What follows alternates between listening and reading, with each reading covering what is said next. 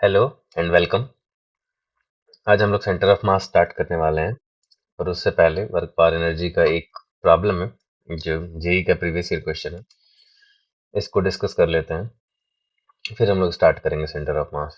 तो क्वेश्चन क्या है कि एक पार्टिकल है जो ऐसे सस्पेंडेड है, इसको कितना वेलोसिटी दिया जाए। ये एल लेंथ के थ्रेड से सस्पेंडेड है, इसको मिनिमम कितना वेलोसिटी दिया जाए वी नॉट, कि ये जो पार्टिकल है ये इस लाइन को क्रॉस करते समय इसके पास हॉरिजॉन्टल वेलोसिटी हो।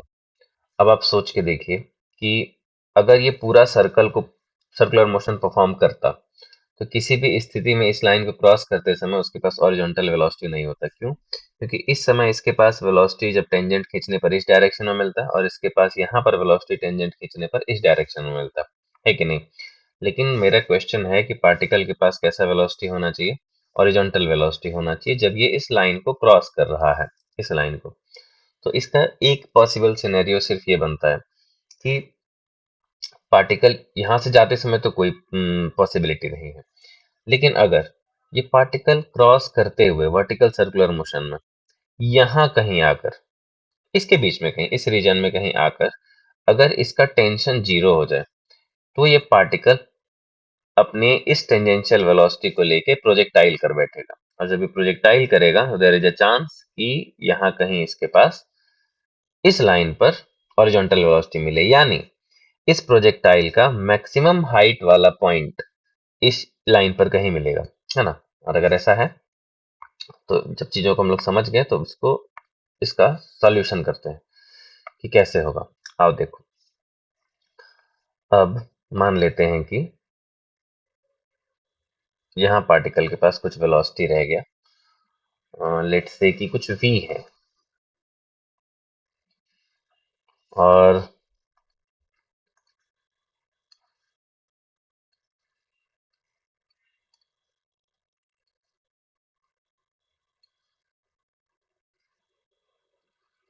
हाँ, यहाँ भी लेना पड़ेगा एक।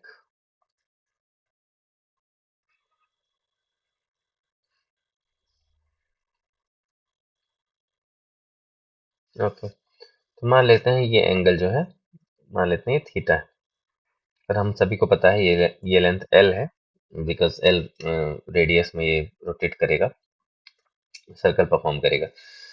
तो अगर ये एल है तो ये एल cos थीटा होना चाहिए और ये लेंथ कहीं एल sin थीटा होना चाहिए। ठीक है, अब एक बात बताओ, अगर ये वाकई में प्रोजेक्टाइल कर रहा है, अगर ये वाकई में प्रोजेक्टाइल कर रहा है और इसको क्रॉस करते समय इसके पास हॉरिजॉन्टल वेलोसिटी है, तो ये डेफिनेटली मैक्सिमम हाइट पर है। पर एक बात और सोचो, अगर ये मैक्सिमम हाइट पर है इसका मतलब जो ये वाला पार्ट है, ये तो अगर इसका रेंज आर माने हम इस प्रोजेक्टाइल का, तो इस रेंज का हाफ हो जाएगा, ये नहीं, ये r/2 हो जाएगा। इसको हम लोग दिखा लेते हैं थोड़ा अच्छे से, इसको हम लोग r/2 कह सकते हैं।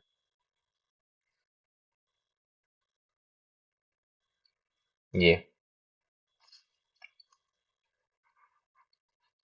r/2 हो गया। ये गिवन है क्वेश्चन में कि लाइन जो है इस पॉइंट से l/8 डिस्टेंस पर है, तो यहां से यहां तक का जो डिस्टेंस है ये कितना हो गया हमारे पास, r/2 plus l/8, where r is range of the projectile.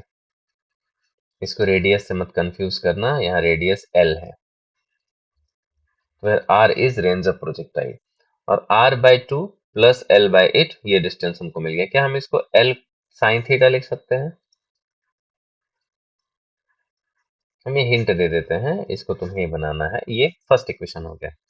अब सेकंड के बारे में सोचते हैं क्या हो सकता है। तो हम एनर्जी कंजर्वेशन तो इसमें कर ही सकते हैं, नहीं, वर्क एनर्जी थ्योरम इसको ओरिजिनल फॉर्म में लगाने की जरूरत नहीं, जस्ट मैकेनिकल एनर्जी कंजर्व कर सकते हैं, बिकॉज टेंशन का वर्क डन जीरो हो जाएगा और कंजर्वेटिव फोर्स सिर्फ mg बच रहा है।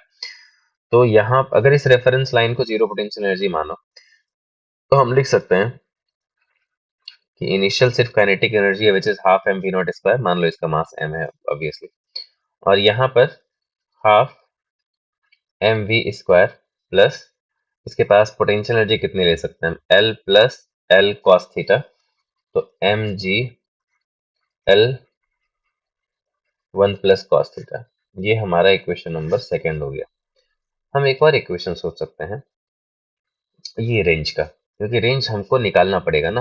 तो अगर इस पार्टिकल की वेलोसिटी v है तो रेंज कितना होना चाहिए, v square sine 2 theta by g. इस रेंज को यहाँ पर ले जा करके पुट करो, तुमको इक्वेशन v और थीटा के टर्म में मिल जाएगा। इन दोनों को तुम सॉल्व करोगे तो तुम्हारा आंसर मिल जाएगा v नॉट का।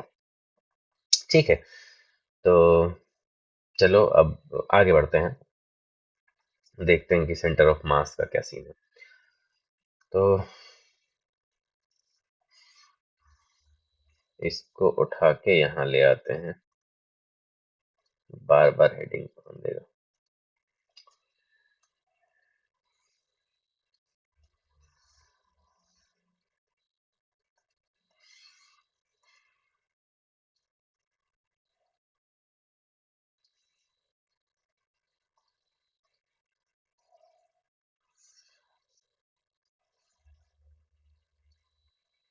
ओके, तो सेंटर ऑफ मास क्या है इस पे बात कर लेते हैं जरा सा। देखो,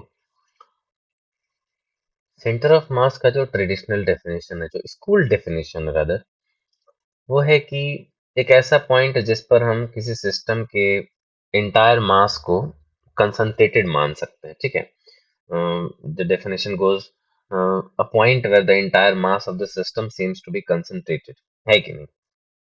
पर ये मतलब, ये डेफिनेशन टेक्निकली सही नहीं है। ठीक है, बोलचाल की भाषा के लिए सही है, समझने के लिए सही है, बट टेक्निकली सही नहीं है। तो हम लोग फिजिक्स थोड़ा सा भी स्टैंडर्ड पढ़ रहे हैं, तो हम लोगों को थोड़ा सा बेहतर पता होना चाहिए सेंटर ऑफ मास के बारे में, कि आखिर ये आइडिया जो है सेंटर ऑफ मास का, ये कहाँ से आया।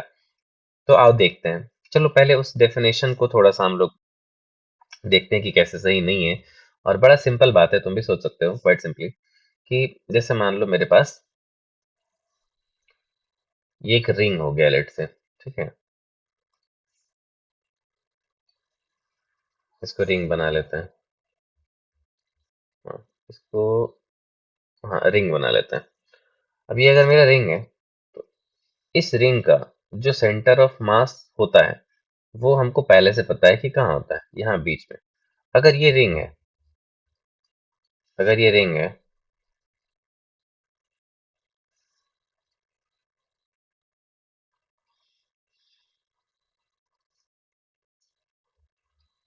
तो इस रिंग का सारा मास,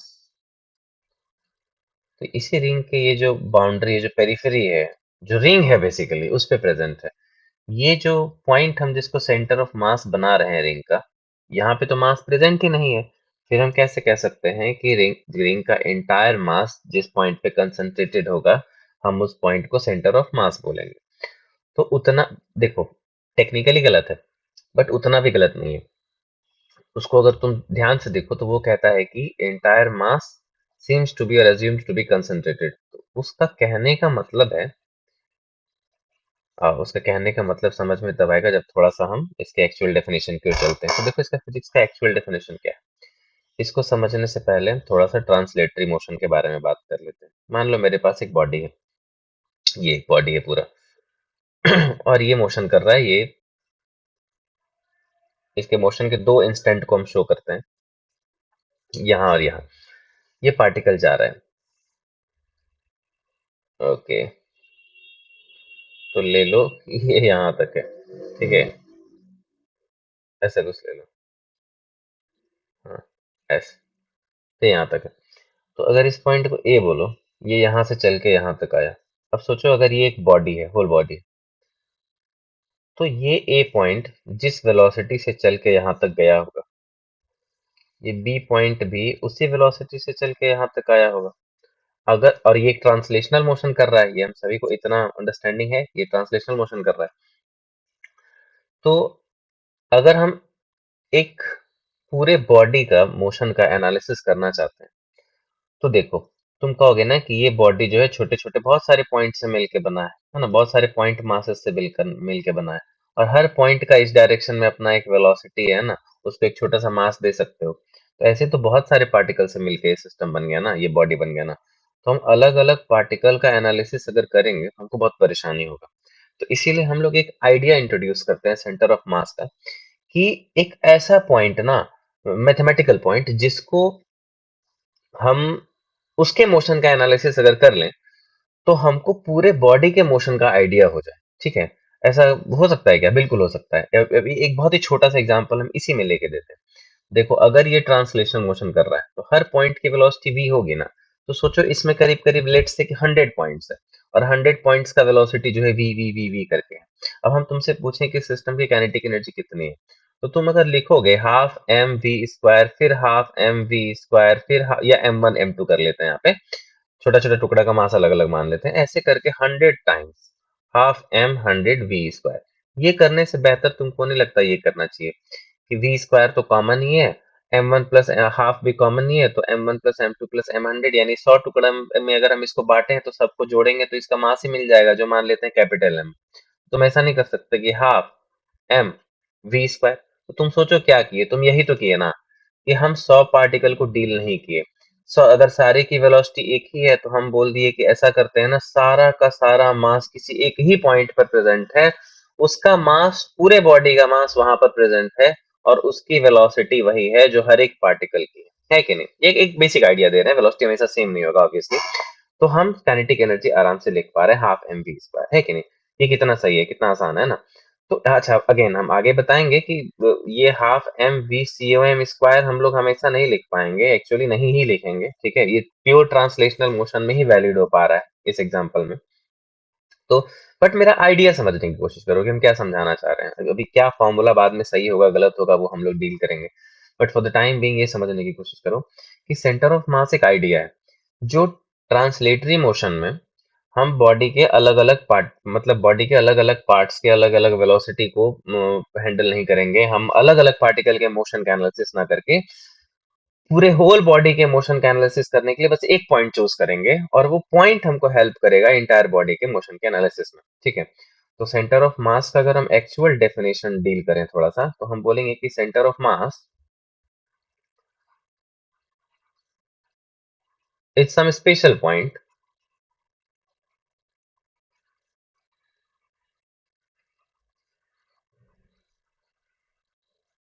for analysis of translatory motion. यहाँ पे ध्यान देना है कि हम ट्रांसलेटरी मोशन बोल रहे हैं ना, हम यहाँ पर रोटेशनल मोशन के बारे में बात नहीं किए हैं, और रोटेशनल मोशन के लिए डिफाइन भी नहीं होता है।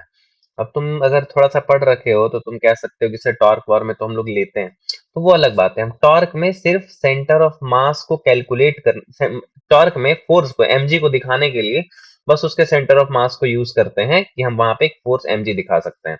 तो ये नॉर्मल बात है, क्योंकि हम अभी सीखेंगे सेंटर ऑफ मास में कि हम कहाँ कहाँ सेंटर ऑफ मास को यूज करते हैं। तो जब जी का वेरिएशन जो है ज्यादा नहीं हो रहा है, यानी जी को जब हम कांस्टेंट मान रहे होते हैं, तो हम किसी भी बॉडी के वेट को दिखाने के लिए हम उसके सेंटर ऑफ मास का यूज करते हैं, वहीं पे उसका वेट दिखाते हैं ना। कि ये मान लो ये रॉड है तो हम इसके पूरी बॉडी पे इसका छोटा एम जी करके नहीं दिखाएंगे, हम इसके सेंटर ऑफ मास पे जाके वेट दिखा देंगे।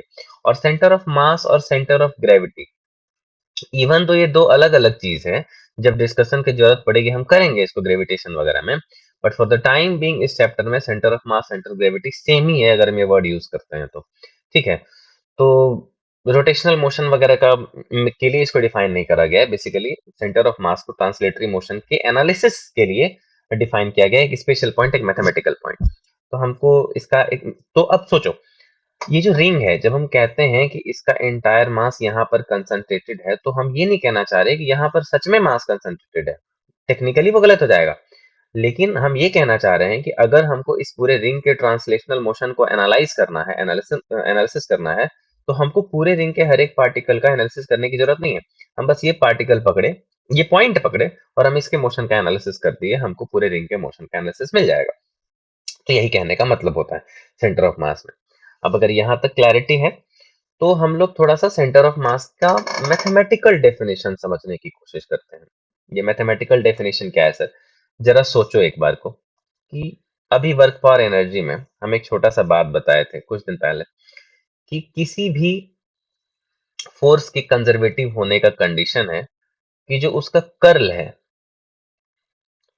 वो जीरो होना चाहिए। हम बताए थे कि यही ब्रह्मास्त्र है, कंजर्वेटिव है या नहीं फोर्स को चेक करने का एक ही तरीका है जो अल्टीमेट है, वो है कि उसका कर्ल जीरो है कि नहीं।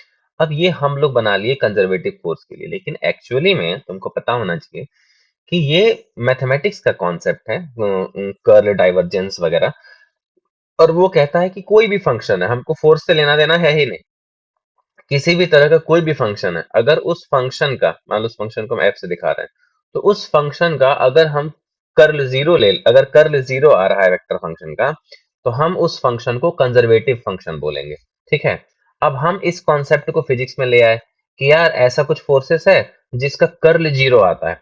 ठीक है ना, किसी भी स्थिति में अगर उन फोर्सेस का कर्ल जीरो आ रहा है, तो हम उसको बोल दिए, वो कंजर्वेटिव फंक्शन कहता था ऐसे फंक्शन को, हम इसको बोल दिए कि ये कंजर्वेटिव फोर्स है। ठीक है, बड़ा सिंपल। तो हम क्या किए, हम मैथमेटिक्स के एक कंसेप्ट को फिजिक्स में यूज किए। वेक्टर वाला भी वही बात हो जाता है नहीं, हम कहते हैं कि कोई वेक्टर है, हम इसके एडिशन सब्ट्रैक्शन के बारे में पढ़ते हैं, और फिर उसको हम किसी भी दूसरे फिजिकल क्वांटिटी, वेक्टर क्वांटिटी के लिए यूज कर लेते हैं। जैसे फोर्स हो गया, वेलोसिटी हो गया, एक्सेलरेशन हो गया, मोमेंटम हो गया, वगैरह वगैरह। पर क्या ये, जब हम वेक्टर, नॉर्मली वेक्टर एडिशन का फॉर्मूला पढ़ते हैं, ए स्क्वायर प्लस बी स्क्वायर, तो ये क्या किसी इस समय जब प्योर मैथमेटिक्स पढ़ रहे हैं, तो क्या हम यहाँ पर किसी फिजिकल क्वांटिटी से डील कर रहे हैं? नहीं, ये प्योर मैथमेटिक्स है, यहाँ कोई फिजिकल क्वांटिटी इन्वॉल्व नहीं है। पर जब हम कहते हैं कि हमारे पास फोर्सेस है दो, F one square plus F two square plus two F one F two cos theta, तो हम उस मैथ के कंसेप्ट को यूज कर रहे हैं फिजिक्स में। तो वही चीज है, सेंटर ऑफ मास का जो एक्सप्रेशन है, ये हम लोग ले आएंगे फिजिक्स से भी, पर हम लोग इसका एक मैथमेटिकल डेफिनेशन समझने की कोशिश करते हैं कि आखिर मैथमेटिकल डेफिनेशन क्या है। तो देखो, इसके लिए ना एक चलो इसका मैथमेटिकल डेफिनेशन पे बात करते हैं कि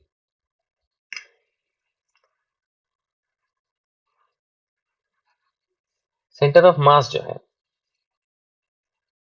इट इज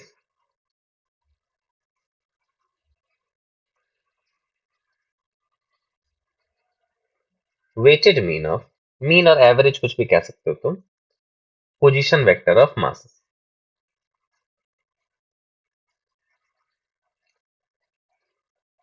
अब देखो, हम ये वेटेड मीन क्या है, ऑब्वियसली हम तुमको इसका मतलब समझाएंगे कि ये वेटेड मीन क्या है। ठीक है ना। तो पहले हम लोग थोड़ा सा छोटा छोटा बात कर लेते हैं, मीन को रिवाइज कर लेते हैं। ठीक है, मीन क्या था? मीन क्या था कि जब हमको मीन निकालना है, तो हम बोलते हैं जो नंबर्स है, लेट्स से एक्स वन है, X one plus X two up so on to X one X N by X one plus X two plus up so on to, sorry sorry sorry sorry, जो number है, जितना भी number है ना, तो जैसे कि अगर हम मान लो कि ये n नंबर है, तो हम यहाँ पर इसको n से डिवाइड कर देते हैं। यही हमारा मीन था। पर वेटेड मीन जब निकाल रहे होते हैं, वेटेड मीन जब निकाल रहे होते हैं, पूरा ही लिख लेते हैं, जब वेटेड मीन निकाल रहे होते हैं, तो हमारा कहने का मतलब ये होता है कि जो हमारे पास डाटा है, जो वेरिएबल है, इसका वेटेज कितना है। ठीक है, वेटेज मतलब यहाँ पर इंपॉर्टेंस है। ठीक है, जैसे हम लोग कहते हैं एग्जामिनेशंस में कि इस चैप्टर का इतना वेटेज है, ठीक है ना, इस यूनिवर्सिटी में इस सब्जेक्ट का इतना वेटेज है, ये उसी तरीके से ये जो वेरिएबल है, इसका कितना वेटेज है। वेटेज मीन्स यहाँ इंपॉर्टेंस है। ठीक है ना, इंपॉर्टेंस। तो इसका कितना वेटेज है, ऑब्वियसली तुम वर्ड से समझ रहे हो, जिसका ज्यादा इंपॉर्टेंस होगा उसके लिए जो वेटेज वाला टर्म लिखेंगे हम, वो ज्यादा होगा, है ना। तो अगर हम बोलें कि इसका वेटेज मान लो कुछ 5 है, इसका वेटेज कुछ मान लो 7 है, इस तीसरा टर्म मान लो यहाँ पे x3 लिखा हुआ, इसका वेटेज कुछ 3 है, तो यहाँ पे इसका वेटेज कुछ मान लेते हैं 8 है। तो हम समझ रहे हैं कि इन सारे में जो n टर्म्स है, इसमें nth टर्म का इंपॉर्टेंस सबसे ज्यादा है। तो जब ऐसा इंपॉर्टेंस वाला टर्म, हम वेटेज वाला टर्म, वेटेड एवरेज में वेटेड वाला टर्मिनोलॉजी यूज होता है, तो जब हमको वेटेज वाला टर्म पता रहेगा कि कितना वेटेज है, इसको कुछ यूनिट्स मान लो ना, 5 यूनिट, 7 यूनिट्स ऐसे, तो हम इसका जो वेटेड मीन डिफाइन करते हैं, वो करते हैं, इसको 5 लिखना जरूरी है नहीं, इसको n1 मान लेते हैं, इसको n2 मान लेते हैं, इसको n3 मान लेते हैं, इसको n4 मान लेते हैं। तो वेटेड मीन जो डिफाइन करते हैं हम, n1 x1 plus n2 x2 plus n3 x3, हाँ ऐसे ही लिख लेते हैं, ये nn xn बन जाएगा, वरना बात नहीं बनेगा ऐसे, divided by n1 plus n2 plus n3, ऐसे करके हम वेटेड मीन डिफाइन करते हैं। बहुत बड़ा बात नहीं है, हम एक एग्जांपल भी ले सकते हैं तुमको एक्सप्लेन करने के लिए। जैसे ये स्टेटिस्टिक्स का एक टॉपिक है, तुम अगर स्टेटिस्टिक्स कभी पढ़े हो तो तुमको ये आता भी होगा। लो हम एक एग्जांपल उठा लेते हैं स्टेटिस्टिक्स से ही, ताकि तुमको समझ में आ सके बेहतर कि क्या है। देखो हम एक डाटा ले रहे हैं सेंटर ऑफ मास से, देखो कहाँ पहुंच गए। मान लो कि हमारे पास कोई आइटम्स है, ठीक है, हमारे पास कुछ आइटम्स है और यहाँ पे उसका वेटेज है कुछ, वेट कह लो, वेटेज कह लो, ये वेट वो फिजिक्स वाला वेट नहीं है, ये वेटेज है, वेटेज है, वेटेज है।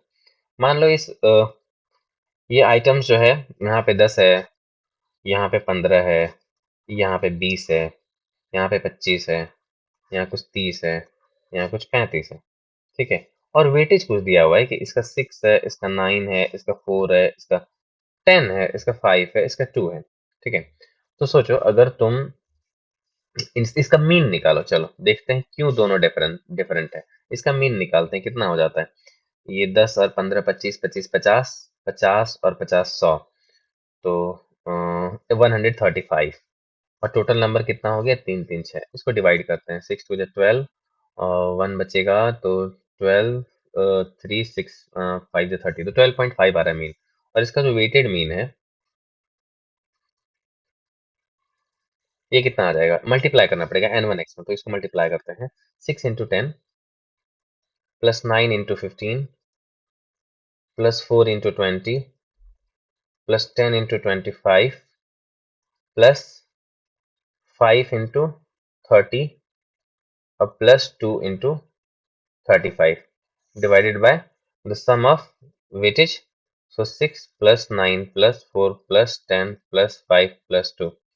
So इसको ऐड कर दें फटाफट, का 60 हो जाएगा, ये हो जाएगा 135, ये हो जाएगा 80, ये हो जाएगा 250, ये हो जाएगा 150, ये हो जाएगा 70 डिवाइडेड बाय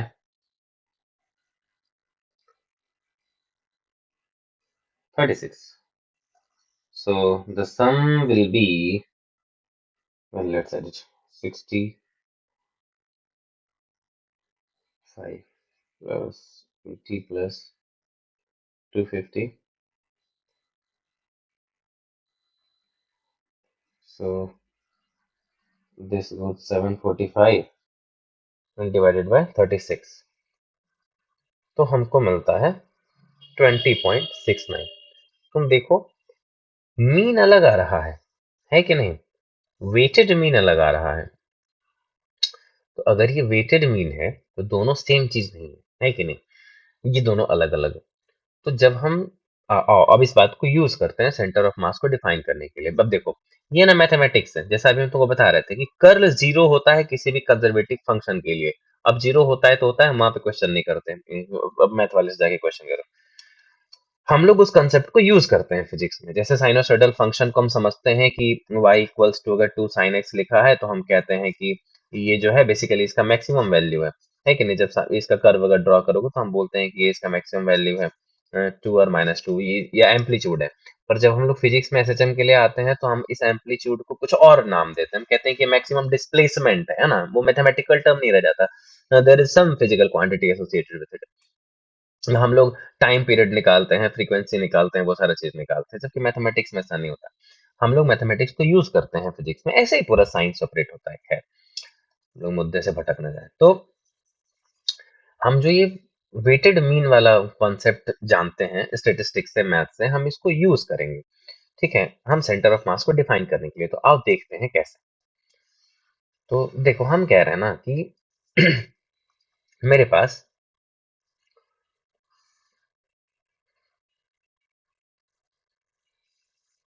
मेरे पास एक हो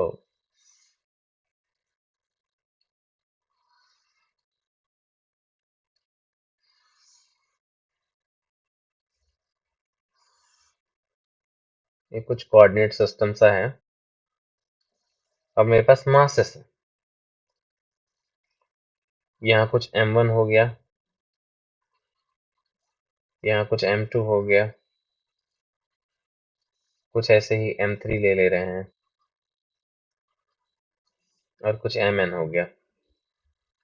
प्लीज इसको ध्यान से समझने की कोशिश करना, तुमको समझ में आएगा कि ये जो वेटेड मीन का फॉर्मूला है क्यों कितना बढ़िया से एकदम सेंटर ऑफ मास का फॉर्मूला निकाल दे रहा है। प्योर मैथमेटिक्स है, ठीक है ना, फिजिक्स का तो बात ही अलग है, अभी फिजिक्स का बात ही नहीं कर रहे।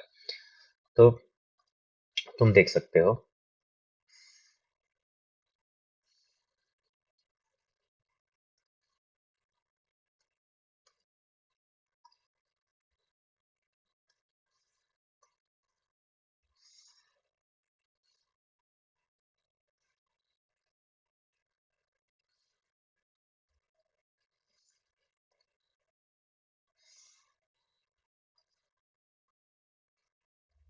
थोड़ा सा डायग्राम कर ले रहे हैं सही, फिर हम लोग बात करते हैं इस पर। ओके, तो ये हुआ इसका पोजीशन वेक्टर सम r1, सम r2, सम r3, सम rn। हम एक बात पूछेंगे और तुमको ध्यान से सुनने की कोशिश करना है। अगर समझ में नहीं आए तो 2 बार इसको देखना, 3 बार देखना, तुम्हें समझ में आ जाएगा। हम तुमसे बोले कि मेरे पास बहुत सारा मासेस प्रेजेंट है, सबका कुछ पोजीशन वेक्टर है, ठीक है ना। बेसिकली लोकेशन है हमारे पास सभी का। हम चाहते हैं कि इन सारे को हटा करके हम एक पॉइंट ढूंढें, मैथमेटिकल पॉइंट, जिसको हम सेंटर ऑफ मास बोल सकते हैं। अब अगर तुम्हारे पास ये आइडिया आता है कि सर पोजीशन वेक्टर ही तो निकालना है सेंटर ऑफ मास का, तो ऐसा क्यों नहीं करते कि आप मीन ले लीजिए सारे पोजीशन वेक्टर्स का, r1 plus r2 plus r3 plus up so on to rn upon n। तो हम बोलेंगे यार ये आइडिया ना ठीक नहीं है, एक बार सोच के देखो। ये जो मास है ये अलग है, ये मास जो है ये अलग है, ये मास अलग है। क्या पता m1 m2 मिल करके ही इतना ज्यादा मास हो जाए जो m3 से लेके mn मिल के ही ना हो। तो जब तुम मास वाले टर्म को इनकॉर्पोरेट ही नहीं कर रहे हो अपने मैथमेटिकल फॉर्मूला में, तो तुम कैसे श्योर हो कि जो तुम पोजीशन वेक्टर का एवरेज लेके आ रहे हो वो उन सारे मास के स्प्रेड के अकॉर्डिंग सही तरीके से सेंटर ऑफ मास को डिफाइन करेगा। मेरा बात नहीं समझ में आया, हम फिर से कहते हैं। मासेस तो हर पोजीशन वेक्टर के कोरेस्पॉन्डिंग जो मास है वो तो अलग अलग है ना। तो जब तुम एवरेज पोजीशन वेक्टर लिख रहे हो, जो तुम पोजीशन वेक्टर का एवरेज निकाल रहे हो, मीन निकाल रहे हो, ये सेंटर ऑफ मास को कैसे डिफाइन करेगा? क्योंकि सेंटर ऑफ मास तो फिजिकली लॉजिक से जिस तरफ मास ज्यादा रहेगा उधर लाया करना चाहिए ना।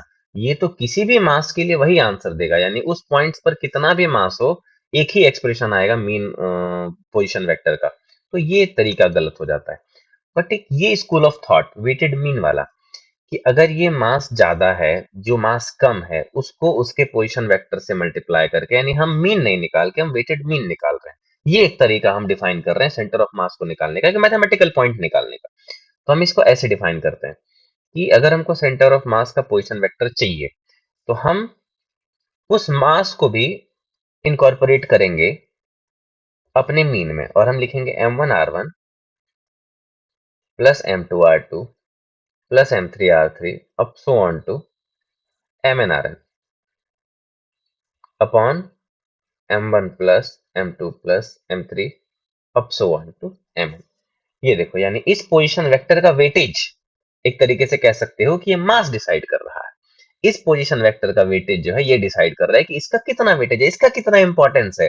ठीक है ना। अगर ये मास कम होगा तो इसका इंपॉर्टेंस कम होगा नहीं, और ये मास ज्यादा होगा तो इसका पोजीशन, इसका जो इंपॉर्टेंस होगा वो ज्यादा होगा। इस हिसाब से मास के स्प्रेड के हिसाब से। तो जो position vector of centre of mass है वो m1r1 प्लस m2r2 अपसॉन to mnrn upon m1 plus m2 plus अपसॉन टू mn आ सकता है। अगर पहले तुमने सेंटर ऑफ मास का ये फॉर्मूला देख रखा है तो तुमको समझ में आया होगा कि कहाँ से आ रहा है। आई होप तुमको क्लैरिटी है। और हम यहाँ से अगर डिफरेंशिएट वगैरह करते चले जाएं तो वेलोसिटी ऑफ सेंटर ऑफ मास भी ला सकते हैं m1v1 प्लस m2v2, और एक्सेलरेशन ऑफ सेंटर ऑफ मास भी ला सकते हैं m1a1 प्लस m2a2 वगैरह। तो चलो इस डायग्राम को ना कॉपी करते हैं और एक बार और यूज करते हैं इसको, थोड़ा सा फिजिक्स पॉइंट ऑफ व्यू से।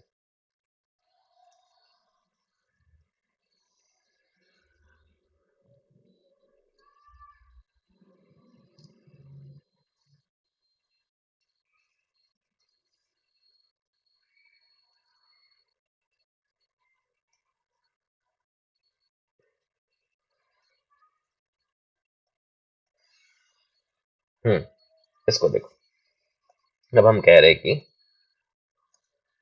इस पार्टिकल के पास मान लो कुछ वेलोसिटी है पहले से v1, हम इसमें कुछ फोर्सेस लगाएंगे F1, और इसके पास लेट से कुछ एक्सेलरेशन आ गया।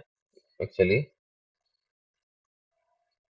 यहीं पे दिखा लेते हैं सीधा कि इसके पास कुछ एक्सेलरेशन है a1, ठीक है। इसकी वेलोसिटी है कुछ v2, और इसके पास कुछ एक्सेलरेशन है v2। इसकी वेलोसिटी है v3, इसका एक्सेलरेशन है कुछ a3। इसकी वेलोसिटी है कुछ vn, और इसका एक्सेलरेशन है कुछ an। हम हर एक पार्टिकल पर कुछ F1 F2 ऐसे फोर्स लगा रखे हैं, तभी ऑब्वियसली कुछ एक्सेलरेशन इंडिविजुअली आ रहा है इसमें। हम बोले कि ऐसा करते हैं ना, इसको एक सिस्टम मानते हैं, ठीक है। एक सिस्टम, पूरा होल सिस्टम, और इस सिस्टम पर लगने वाले नेट फोर्स के बारे में बात करते हैं। थोड़ा सा फिजिक्स से इसको लाने की कोशिश कर रहे हैं, प्लीज समझने की कोशिश करो, क्योंकि मेरा फिजिक्स कहता है कि पूरे सिस्टम को एनालाइज करने के बजाय हम एक पॉइंट ऐसा चूज करते हैं जिसको अगर हम एनालाइज करें तो मेरा काम हो जाए, है कि नहीं। तो हम बोले कि एफ नेट इक्वल्स टू, लिख सकते हैं हम F1 plus F2 plus F3 up so on to Fn, है ना। हम बोले कि अगर वो पॉइंट मान लो समहाउ हम ढूंढ लें कि वो पॉइंट यहाँ है, हम समहाउ ढूंढ लें, तो इसका मतलब इस पूरे सिस्टम के बदले हम इस पॉइंट से डील करेंगे, तो इस पूरे सिस्टम का मास हम यही मानते हैं कंसंट्रेटेड, जिसको M1 plus M2 plus M3 up so on to Mn बोलेंगे। तो हम टोटल मास को for the time being m से डिनोट कर रहे हैं। तो सोचो अगर इसको हैंडल करोगे लेके, तो पूरा फोर्स अगर इस पे लगा है, इस पॉइंट पर जिसको तुम सेंटर ऑफ मास कह रहे हो, तो तुम लिखोगे mass into acceleration of centre of mass is the net force acting on the system. Please समझो इस बात को। हम इन सारे फोर्सेस को F1 F2 F3 जो लग रहा है इस पे, ऑब्वियसली कुछ F1 मानते चलो, ऐसे कुछ F1 F2 लग रहा है, तो F1 plus F2 plus F3 ये सारा लेकर के हम बोल सकते हैं क्या कि टोटल फोर्सेस इस पॉइंट पर लग रहा है। क्यों ऐसा कह रहे हैं? क्योंकि हम इस पूरे पार्टिकल के, पूरे सिस्टम ऑफ पार्टिकल्स का मोशन का एनालिसिस करना चाहते हैं, और हम इंडिविजुअली करेंगे तो एन पार्टिकल्स के लिए हम परेशान हो जाएंगे। तो हम एक ही पॉइंट का एनालिसिस करना चाह रहे हैं। तो चूंकि ये पॉइंट इन सारे को इनकॉर्पोरेट कर रहा है, तो हम सारे फोर्सेस को इसी पॉइंट पर आके अप्लाई कर दिए। ठीक है, इन सब के बदले ये पॉइंट ले रहे हैं, तो कि सारा मास यहाँ पर हम कंसंट्रेटेड मान रहे हैं, एज्यूम कर रहे हैं, तो हम सारे फोर्सेस का सम ले रहे हैं इस पॉइंट के लिए। तो जो एफ नेट आएगा इस पॉइंट पर, वो इसका मास इंटू इसका एक्सेलरेशन आएगा। तो हम इसको लिख रहे हैं कि ये सेंटर ऑफ मास पॉइंट का एक्सेलरेशन इंटू टोटल मास, ठीक है ना, इक्वल्स टू, इसको लिख सकते हो m1a1 plus m2a2 plus up so on to mnan। हम यहां से acceleration of centre of mass निकाल सकते हैं। नहीं, m1a1 plus m2a2 plus up so on to mnan divided by m1 plus m2 plus up so on to mn। अब अगर तुमको ये समझ में आया है, तुमको अगर ये समझ में आया है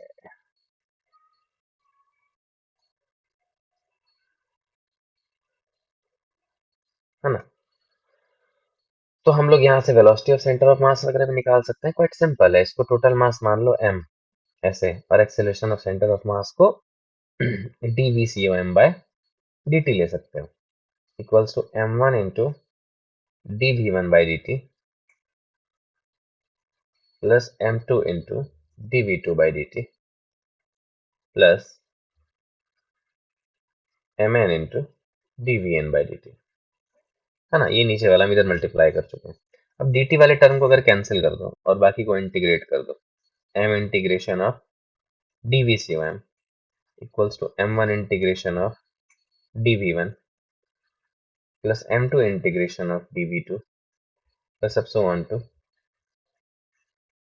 mn integration of dvn। तुमको क्या मिल जाएगा देखो, इसका इंटीग्रेशन तो vcm हो जाएगा, m को हम नीचे लेते जाएंगे, इसका v1 इसका v2 अब so on to इसका vn अपॉन टोटल मास यानी m1 प्लस m2 प्लस अब so on to mn। और इसी बेसिस पर हम यहाँ पर RCOM भी डिफाइन कर सकते हैं, नहीं, m1r1 प्लस m2r2, अरे vcom को लिखोगे ना drcom बाई dt, तो जो ए को किए थे वही vcom के साथ करोगे तो यही मिलेगा तुमको। Up so on to mnrn divided by m1 plus m2 plus up so on to mn। ये हमको मिल गया जो position vector of centre of mass है ना।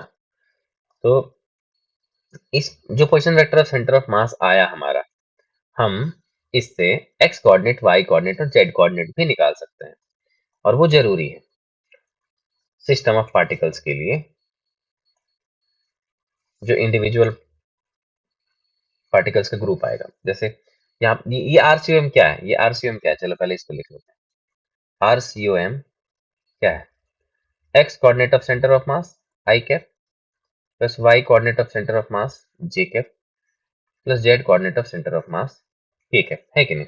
तो सिमिलरली आर वन वही है ना, एक्स वन आई कैप प्लस वाई वन जे कैप प्लस जेड वन के कैप। तो हम कह रहे हैं ना, मान लो कि हम एक्स एक्सिस पे सारे मासेस को लाई करके रखे हैं, इंडिविजुअल मासेस जो एम वन एम टू अलग अलग कोऑर्डिनेट्स पे, तो उसका वाई जेड तो जीरो हो जाएगा ना। तो अगर सारा का सारा मासेस एक्स कोऑर्डिनेट पर ही है, वाई और जेड है ही नहीं कहीं टर्म में, तो आंसर भी तो सिर्फ एक्स में आएगा ना। तो हम X coordinate of centre of mass direct निकाल लेंगे, ये वाला डायरेक्ट आंसर ले आएंगे, which will be m1 x1 plus m2 x2 plus up so on to mn xn divided by m1 plus m2 plus up so on to mn. Similarly, ycom equals to m1 y1 plus m2 y2 plus up so on to mn yn divided by m1 plus m2 plus up so on to mn. और zcom equals to m1 z1 plus m2 z2 plus up so on to mn zn divided by m1 plus m2 plus up so on to mn. ठीक है। और एक छोटा मोटा question भी करना चाहो तो इस पे कर सकते हो। क्या मतलब, क्या क्वेश्चन ले लो यार, कुछ मान लेते हैं चलो कि मान लेते हैं कि हमारे पास कुछ पार्टिकल है। एक पार्टिकल है, मान लो यहाँ पर है, जिसका मास लेट से 2 kg है और इसका कोऑर्डिनेट है 2, 5 है। और कोई दूसरा पार्टिकल ले लेते हैं, यहाँ पे मान लो कि ये 3 kg है और इसका कोऑर्डिनेट है, इसका कोऑर्डिनेट है सम 5, 6 ले रहे हैं, 6, 3 है, ऐसे है कुछ। और हम तुमसे पूछ रहे हैं कि where should a third particle of mass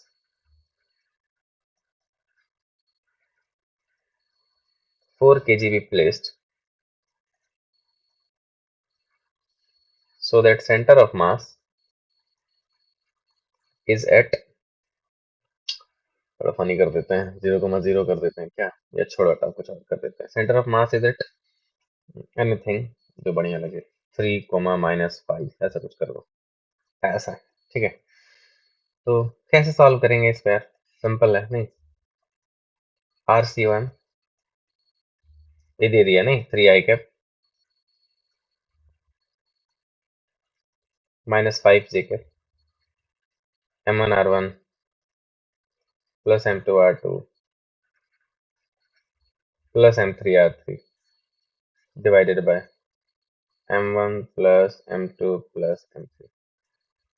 m1 is 2, r1 is 2 i cap plus 5 j cap plus m2 is 3, 6 i cap plus 3 j cap और plus m3 is what, 4 kg ना, तो 4 इंटू नहीं पता यार, इसका r3 निकालना है, m1 plus m2 plus m3, 2, 3, 5 और 4, ये हो जाएगा 27 i cap minus 45 j cap will be 4 plus 18, तो 4 plus 18 22 i cap 10 plus 9 19 j cap plus 4 r3, तो ये हो जाएगा 5 i cap minus 64 j cap equals to 4 r3, तो r3 will be 5.4 i cap minus 16 j cap, कुछ ऐसा हो जाएगा। ये था सेंटर ऑफ मास का पोजीशन के बारे में बात, ठीक है। और हम लोग इसके वेलोसिटी और एक्सेलरेशन पे भी बात नहीं करेंगे, क्योंकि अभी उसके मोशन पे नहीं जा रहे, अभी बस सेंटर ऑफ मास के कैलकुलेशन पे बात करने वाले हैं। तो चलो आगे बढ़ते हैं, एक बेसिक सा टाइम पास क्वेश्चन था। अब बात आता है थोड़ा सा कि ऐसा सेंटर ऑफ मास कहाँ कहाँ लगाएंगे हम लोग। देखो यार, पहले थोड़ा थोड़ा बात कर लेते हैं उस पर। देखो सेंटर ऑफ मास ना, एक तो सेंटर ऑफ मास के कैलकुलेशन के लिए सेंटर ऑफ मास का इस्तेमाल करेंगे। ये क्या बात कर रहे हैं सर, समझाते हैं। मान लो कि ये नहीं, M1R1 वाला नहीं, ये तो सेंटर ऑफ मास को निकालने का फॉर्मूला ही है। इस सेंटर ऑफ मास कॉन्सेप्ट का यूज हम कहाँ कहाँ करेंगे। जैसे मान लो हमारे पास में कंटिन्यूअस बॉडी को दे दिया ऐसे ऐसे, अब बोला इसका सेंटर ऑफ मास निकालो। सोचो, इसको निकालने के लिए हमको सेंटर ऑफ मास का कॉन्सेप्ट यूज करना पड़ा ना, कि पहले हम इसका सेंटर ऑफ मास लेंगे, सर यहाँ होता है, इसका जानते हैं यहाँ होता है। अब फिर इसको 2 पॉइंट मास की तरह बिहेव करा के हम सेंटर ऑफ मास का फॉर्मूला लगा कर निकाल लेंगे। तो हम लोग सेंटर ऑफ मास का कॉन्सेप्ट एक तो सेंटर ऑफ मास को ही निकालने में यूज करेंगे। दूसरा हो जाता है कि वो वेट वगैरह लिखने के लिए और ग्रेविटेशनल पोटेंशियल एनर्जी लिखने के लिए, जहाँ पे जी ज्यादा वेरी नहीं कर रहा है, तो हम उसमें यूज कर लेते हैं centre of mass, centre gravity वगैरह को इग्नोर करते हैं जब अलग अलग नहीं होता है, यानी जी उतना ज्यादा वेरी नहीं कर रहा, तो यूनिफॉर्म है तब। और क्या, और हम लोग स्यूडो फोर्स के लिए भी यूज करते हैं, पर चलो अभी उतना बात नहीं करते फॉर द टाइम बीइंग, इतना ही। अभी क्या नहीं करते हैं वो देख लेते हैं। जैसे वर्क डन अगर हमको निकालना है, तो वर्क डन में ना इस पार्टिकल पर फोर्स लगा, इसको हटा, इसको हटा। अब वर्क डन में ना, मान लो इस पार्टिकल पर हम फोर्स लगाए कुछ F, तो अब ये मत कर देना, अगर ये ट्रांसलेशनल मोशन कर रहा है, प्योर ट्रांसलेशनल मोशन कर रहा है, तब तो वैलिड है ये जो भी लिखने वाले हैं, जैसे F.DCOM। क्यों? क्योंकि वर्क, ये जनरली गलत क्यों हो जाता है, क्योंकि वर्क का फॉर्मूला क्या होता है, फोर्स और उस point of application of force का डिस्प्लेसमेंट के साथ डॉट प्रोडक्ट, है कि नहीं। यानी force into displacement of point of application of force, ये होता है डॉट प्रोडक्ट, उसका करना होता है। लेकिन तुम फोर्स अप्लाई करोगे यहाँ, लगाओगे सेंटर ऑफ मास, तो ये तो गलत हो जाएगा। बट प्योर ट्रांसलेशनल मोशन के केस में ये फॉर्मूला सही हो जाता है, क्योंकि प्योर ट्रांसलेशनल मोशन में बॉडी का हर एक पार्ट उतना ही डिस्प्लेसमेंट करता है, तो जितना ये करेगा उतना ही सेंटर ऑफ मास करेगा, ये फिक्स होता है। तो ये फॉर्मूला काम कर जाए। लेकिन इन जनरल अगर बोले हम, तो ये फॉर्मूला गलत है। सिमिलरली काइनेटिक एनर्जी का भी बात कर लें अगर, तो half into mass, total mass of the body into VCOM का स्क्वायर, ये गलत हो जाएगा। यहाँ मतलब ये सेंटर ऑफ मास के तौर पे यूज करना वो गलत हो जाएगा इस फॉर्मूला में। जैसे देखो हम इसका एक सिंपल एग्जांपल देते हैं। अगर एक डिस्क है, दिस इज अ डिस्क, और ये अपने सेंटर ऑफ मास से पास करते हुए एक्सिस के अबाउट रोटेट कर रहा है, ठीक है, अपने सेंटर वर्ड यूज करते हैं, अपने सेंटर से पास करते हुए एक्सिस के अबाउट रोटेट कर रहा है। अब हम तुमसे पूछें कि सारा जो पार्टिकल्स रोटेट कर रहा है, तो सबके पास कुछ ना कुछ वेलोसिटी है कि नहीं, सारे के पास कुछ ना कुछ वेलोसिटी है। तो ऐसे है, कुछ इसके पास ऐसे है, सबके पास ऐसे रोटेट कर रहा है, कुछ ऐसे, तो ऐसे रोटेट करेगा, ऐसे रोटेट कर रहा है, घूम रहा है, कुछ वेलोसिटी है ना, कुछ V1 V2 कर लेते हैं, V3 V4। तो हम इसका काइनेटिक एनर्जी अगर मांगेंगे, तो हर छोटा पार्टिकल, मान लो ये M1 है, ये M2 है, ये M3 है, सब half M1 V1 square, half M2 V2 square कुछ करेगा। लेकिन अगर तुम इस कंसेप्ट को इसमें अप्लाई करो, तो तुम तो बोलोगे सर डिस्क का तो सेंटर ऑफ मास सेंटर पे आता है सर, तो डिस्क का अगर मास सेंटर पे आता है, तो उसकी वेलोसिटी, सेंटर ऑफ मास की वेलोसिटी लेंगे, सेंटर ऑफ मास की वेलोसिटी जीरो हो जाएगी। तुम बोलोगे क्यों? क्योंकि एक्सिस पे लाई कर रहा है, और जब एक्सिस के अबाउट बॉडी रोटेट कर रहा है, तो एक्सिस का पॉइंट के पास वेलोसिटी तो नहीं रहता है ना, वो कहीं चलता तो है नहीं, वो तो वहीं रहता है, तो उसकी वेलोसिटी जीरो, उस बेसिस पर ये जीरो हो जाएगा। लेकिन हमको साफ साफ दिख रहा है, और हम अगर थोड़ा सा, आप में से कोई रोटेशनल काइनेटिक एनर्जी समझता है, तो हम जानते हैं इसका आंसर तो ये हो जाएगा, नॉन जीरो है। फिर ये कैसे आ रहा है? तो ऑब्वियसली ये भी गलत है। कहीं कहीं तुक्के से लग जाए ये दोनों फॉर्मूला तो अलग बात है, बट जनरलाइज्ड केस में ये गलत है। अब अगर यहां तक में किसी को कोई परेशानी नहीं हो, तो हम लोग कंटिन्यूअस मास बॉडी के लिए थोड़ा बात करते हैं।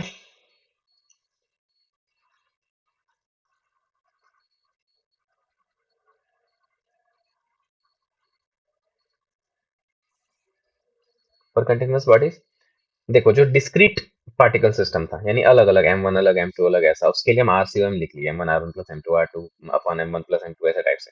पर अगर बॉडी कंटिन्यूअस हो, मास कंटिन्यूअस हो, कोई बॉडी हो जाए, तो हम उसके लिए कैसे निकालेंगे सेंटर ऑफ मास? तो सेंटर ऑफ मास का जो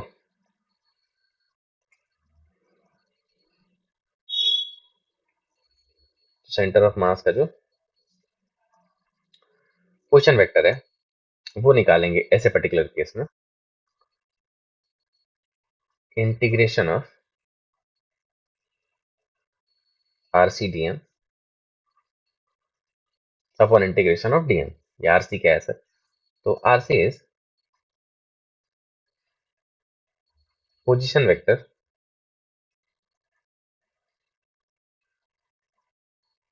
of centre of mass of DM। DM के सेंटर ऑफ मास का पोजीशन वेक्टर है ये RC, ठीक है ना। ये RC एवं RC सेम नहीं है। ये जो RC है, जो इंटीग्रेशन वाले टर्म में यहाँ रखा गया है, वो जो DM एलिमेंट जो माना जाएगा बॉडी का, उस एलिमेंट के सेंटर ऑफ मास का पोजीशन वेक्टर है, ठीक है। और इसको अगेन हम अगर XYZ में खोलें तो XUM हो जाएगा सम XCDM upon integration of DM। YCOM will be YCDM upon integration DM। ZCOM will be ZCDM upon integration of DM। तो अगर ये XC के बारे में जानना है हमको, तो position vector of centre of mass of, actually ना इसको ऐसे कहते हैं,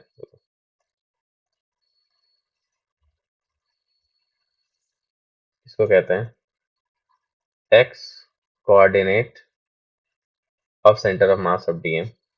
YC is Y coordinate of center of mass of DM, and ZC is Z coordinate of center of mass of DM। ऐसा। तो चलो इसको अप्लाई करते हैं, ठीक है। और ये तुमको ज्यादा बेहतर समझ में आएगा इसका क्या मतलब है, ये जो DM के एक्स कोऑर्डिनेट्स के बारे में बात करते हैं। देखो DM यार एलिमेंट को कहते हैं, ठीक है। अगर इससे पहले तुमने एलिमेंटल एनालिसिस नहीं पढ़ रखा है कि कंटिन्यूअस बॉडी में एलिमेंट कैसे लेते हैं, तो तुम ये समझ लो कि अभी जो पढ़ाया जाएगा सेंटर ऑफ मास से ज्यादा इंपॉर्टेंट अभी ये एलिमेंटल एनालिसिस है तुम्हारे लिए। बिकॉज अगर ये तुमको समझ में नहीं आया तो यहाँ से लेकर के रोटेशनल पूरा centre of mass, electrostatics, magnetism सारा साफ हो जाना है तुम्हारा, ठीक है। तो अगर तुम अच्छे से समझना चाहते हो तो प्लीज एलिमेंटल एनालिसिस को सही से समझना, ठीक है। और थोड़ा बहुत तो आइडिया होगा ही अभी तक में, ऐसा तो नहीं हो सकता कि कुछ ना पढ़ रखे होगे। तो लेट्स सी कि हमारे पास एक रॉड है। चलो सबसे हल्का सा बात करते हैं, उससे भी पहले ना चलो थोड़ा बेसिक्स रखते हैं चीजों को। हम लोग पहले ये लैम्डा, सिग्मा और रो, ये तीन चीज डिफाइन कर लेते हैं। देखो लैम्डा किसको कहते हैं ना, लैम्डा हम यूज करते हैं पर यूनिट लेंथ में जो मास है उसके लिए, यानी मास पर यूनिट लेंथ के लिए हम लैम्डा यूज करते हैं। मास पर यूनिट एरिया के लिए हम सिग्मा यूज करते हैं, और मास पर यूनिट वॉल्यूम के लिए हम रो यूज करते हैं। इसको ऐसे समझो कि मेरे पास एक कोई थिन रॉड है, काफी पतला थिन रॉड है, और हमको ना इसके छोटे से लेंथ का मास चाहिए। तो अब हम बार बार ऐसे नहीं लिखेंगे ना कि मान लो इसका मास m है टोटल और लेंथ l है, कि l लेंथ में m मास है तो यूनिट लेंथ में m बाय l है। तो अगर ये छोटा सा लेंथ dx है तो dx लेंथ में m बाय l dx है। हम तो समझ रहे हैं ना कि हमको लेंथ का मास चाहिए, तो अगर पर यूनिट लेंथ का मास हमको पहले से पता हो तो हम बस उसे मल्टीप्लाई करेंगे और हमको मास मिल जाएगा उस छोटे से लेंथ का। तो हम क्या करें, हम इस पर यूनिट लेंथ मास को एक नाम दे दिए और इसको बोल दिए लैम्डा। तो अब अगर हमको कभी भी किसी भी लेंथ, जो कोई भी लीनियर वाला मेरे पास ऑब्जेक्ट है, लाइक रॉड हो गया, थिन रॉड हो गया, या रिंग हो गया, वायर हो गया, तो उसमें कोई भी छोटे से लेंथ के लिए अगर ये डीएल लेंथ है तो हम सीधा इसका मास कैसे लिखेंगे, लैम्डा इंटू डीएल। अब ये लैम्डा वो उस पर्टिकुलर रिंग के लिए या वायर के लिए गिवन होगा या हमको निकालना पड़ेगा, वो बात अलग है। तो हम लैम्डा इंटू डीएल, यही पर्पज है हमारा लिखने का। तो सोचो उस बेसिस पर जितना भी लेंथ वाला है, यानी ये लैम्डा इसीलिए इसको कहते हैं लीनियर मास डेंसिटी। अगर तुम्हें कम समझ में आ रहा है तो तुम इसको दोबारा देखो, यही बेनिफिट है वीडियो का। और इसको वॉल्यूम, वॉल्यूमेट्रिक मास डेंसिटी या वॉल्यूम मास डेंसिटी कह सकते हो तुम, ठीक है। तो ये कौन कौन से बॉडीज में लग सकता है, अगेन लीनियर है तो जिसमें सिर्फ लेंथ हो, विड्थ वगैरह नहीं हो, इसमें नहीं है सर, नहीं, ये नेग्लिजिबल है। हम लोग बनाने के लिए रॉड रॉड दिखाने के लिए इसे ले लेते हैं, वरना अदरवाइज सिंपली ये है हमारा रॉड, ठीक है। तो इसमें क्या क्या आ सकता है, कोई भी वायर वाला चीज आ सकता है, लाइक जो सिर्फ थिन वायर हो, जैसे रिंग हो सकता है ना, ring, semi circular ring, arc वगैरह। और रॉड हो सकता है, थिन रॉड हो सकता है, ये सब हो सकता है। इसमें क्या हो सकता है, इसमें डिस्क हो सकता है, डिस्क टू डायमेंशनल बॉडी है, समझते हो तुम, डिस्क हो सकता है। और क्या हो सकता है जिसमें सिर्फ एरिया है, ठीक है ना, सिर्फ एरिया है, उसमें तुम हॉलो स्फेयर या स्फेरिकल शेल ले सकते हो, ठीक है, स्फेरिकल शेल ले सकते हो, शेल में थिकनेस नहीं होता, और इसमें सॉलिड स्फेयर वगैरह ले सकते हो, नहीं, बहुत सारी चीजें हैं, हम एक एग्जांपल ले रहे हैं, ठीक है, ऐसा। तो चलो इसको अप्लाई करने की कोशिश करते हैं। देखो, हमको निकालना है, हमको निकालना है, ये लेते हैं, ये लेते हैं।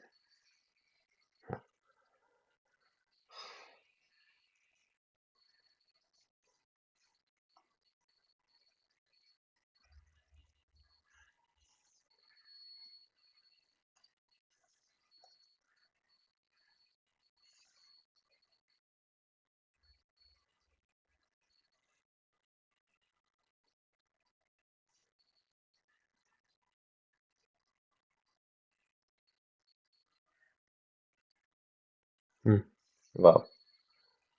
तो ये हमारे पास एक रॉड है, ठीक है, और इसका कुछ मास m है और लेंथ l है। ये x इक्वल्स टू 0 पर रखा गया है, ये वाला पॉइंट। तो ऑब्वियसली ये कितना हो जाएगा, सोचो, x इक्वल्स टू l हो जाएगा। हमसे बोला गया इसका सेंटर ऑफ मास निकालिए। हम मैक्सिमम लोगों को पता है ये कैसे करते हैं, बट हम फिर भी लेक्चर के ऑर्डर को थोड़ा सा बनाने के लिए हम पहला सवाल ये ले रहे हैं। तो रॉड जब भी मिलेगा, ये बात यहाँ का नहीं है, ये इलेक्ट्रोस्टैटिक्स हो जाए, ग्रेविटेशन हो जाए, कहीं भी हो जाए, रोटेशन हो जाए, कुछ कहीं भी हो जाए, अगर हमको रॉड का ना एलिमेंट लेना, तो हम बोलते हैं कि रॉड किससे मिलकर बना है। रॉड तो बेसिकली थिन रॉड है ना, ये एक थिन रॉड है, यूनिफॉर्म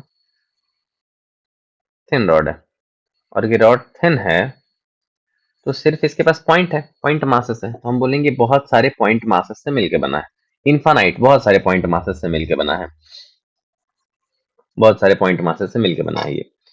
तो अगर ये बहुत सारे पॉइंट मासेस से मिलकर बना है, तो हम ऐसा करते हैं, एक पॉइंट मास इसमें से कोई लेते हैं, ठीक है, कोई भी एक पॉइंट मास। तो सर पॉइंट तो इनफाइनाइट है, लीजिएगा कौन सा, तो कोई भी ले लेते हैं ना, जो मेरा मन कर जाए, यहाँ से यहाँ के बीच में कोई भी ले लेते हैं। और जो लोगे वो पता कैसे चलेगा कौन सा पॉइंट लिए, तो हम उसका एड्रेस बताएंगे, उसका लोकेशन बताएंगे कि यहाँ से एक्स डिस्टेंस पर जा करके कोई एक पॉइंट लेते हैं, और इस पॉइंट का कुछ कुछ लेंथ होना चाहिए, कुछ dx था, हम सभी लोग जानते हैं कि dx कितना ज्यादा स्मॉल होता है कि नहीं। दिस इज dx, ठीक है ना, ये dx है, ठीक है, बस समझने के लिए थोड़ा सा इसके लेंथ को हम शो कर रहे हैं, बस। तो ये dx हो गया। अब तुम सोचो, हम बोले कि इस छोटे से लेंथ वाले का मास चाहिए हमको, छोटा सा dm, ठीक है, तो dm कितना मिल जाएगा, लैम्डा इंटू dx। अब तुम सोच के देखो, ये कंटिन्यूअस बॉडी है ना, वहां पे जब 5-10 पॉइंट रहता था अलग अलग, तो हम m1 x1 plus m2 x2 plus m3 x3 करते थे, पर यहाँ तो छोटा छोटा पार्टिकल इनफाइनाइट है, इसीलिए मेरे लिए जो फॉर्मूला यहाँ पे आएगा वो x um equals to integration of x dm by integration of dm आएगा। तो अब तुमको समझ में आया होगा ये dm वाला टर्म क्या है। ये dm वो छोटा सा एलिमेंट है जिसको जोड़ जोड़ करके हम पूरा कंटिन्यूअस बॉडी बनाएंगे, और उस डीएम का सेंटर ऑफ मास का एक्स कोऑर्डिनेट लेना है। तो यहाँ पर डीएम कौन है, ये इनफाइनाइट पॉइंट्स जो है ये सारा डीएम डीएम है, हमको एक पॉइंट लेना है, यानी एक डीएम हम लिए यहाँ पर, और इसका सेंटर ऑफ मास का एक्स कोऑर्डिनेट। सोचो ये तो खुद ही पॉइंट है ना यार। अब इस पॉइंट का सेंटर ऑफ मास कहाँ आएगा, उसी पॉइंट पर। तुम कह सकते हो कि इस पर्टिकुलर केस में डीएम का जो एक्स कोऑर्डिनेट है वो एक्स ही है, क्योंकि ये तो ऑरिजिन है, ये तो 0,0 है, तो इसका एक्स कोऑर्डिनेट क्या होगा, एक्स ही हो जाएगा। तो इस फॉर्मूला को जब तुम अप्लाई करोगे, तो तुम एक्स सी की जगह पर एक्स लिख दिए, डीएम की जगह पर क्या लिखोगे, lambda D X, lambda is what, mass M by L, तो एम बाय एल डीएक्स, तो ये आ गया एम बाय एल डीएक्स, और इंटीग्रेशन ऑफ, ये यूनिफॉर्म रॉड है ना, तो तुम डीएम को इंटीग्रेट करोगे तो एम ही मिल जाएगा, दिन काटने की जरूरत नहीं है। तो एम बाय एल कॉन्स्टेंट है, ये बाहर निकलेगा, एम एम कट जाएगा, ये 1/l बचेगा। अच्छा, इंटीग्रेशन में लिमिट जरूर रखेंगे हम, लिमिट कहाँ से कहाँ रखेंगे इस केस में, सोचो, एक्स का वैल्यू स्टार्ट हुआ यहाँ से और गया तक यहाँ तक है, तो 0 से लेके एल तक, सभी को पता होगा यार, इसका l/2 आंसर आने वाला है, एम बाहर निकले कट जाएगा इससे, तो 1/l बाहर है, और एक्स डी एक्स का इंटीग्रेशन x² 2, लिमिट 0 से l, तो 1/l इंटू l² 2, ये हो गया l/2, सभी को पता है। आओ क्वेश्चन को थोड़ा सा बढ़िया करते हैं, ठीक है। देखो, जो हमारा क्वेश्चन है अगला वो ये है कि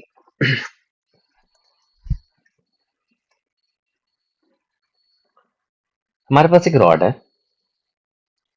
और इस रॉड का हम लैंग्वेज ही ले लेते हैं, चलो। Rod has linear mass density, let's say lambda, ठीक है, such that it varies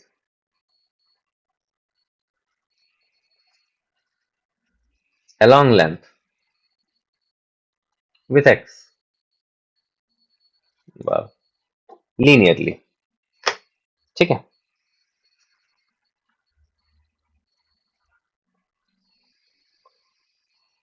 length of rod is L and lambda is lambda naught at x equals to 0। ध्यान से देखो यहाँ पर क्या बोला है। यहाँ बोला है कि जो लीनियर मास डेंसिटी है ना, जो लीनियर मास डेंसिटी है ना, ये वेरी कर रहा है, यानी इस बार कांस्टेंट नहीं है।